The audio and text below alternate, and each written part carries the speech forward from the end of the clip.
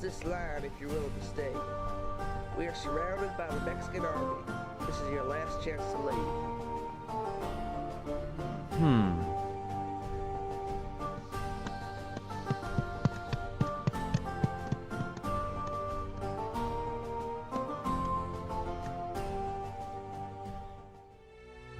The reason the Alamo arrests our attention and has attracted the attention of generations of Americans ever since it happened is, at its core, very simple. It's a battle in which everybody dies.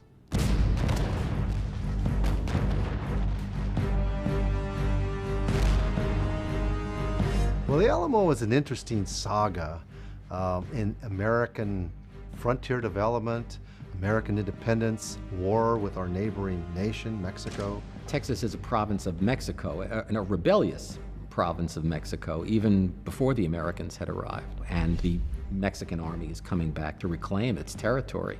Considers that the Americans are either invaders, if they came to aid the rebellion, or traitors, if they were settlers there who had pledged their allegiance to Mexico. And there in this Alamo, the old mission, the Americans hold up. About 100 of them, they get some reinforcements. And the famous people in American history that we know about that's so associated with the Alamo, Davy Crockett and Colonel Travis and Jim Bowie.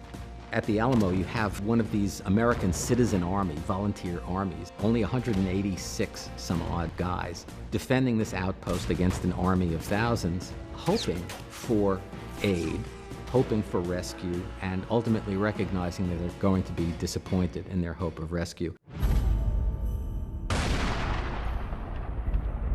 And this is the imagery that most Americans have, that they were overrun by these brutal Mexican forces and killed.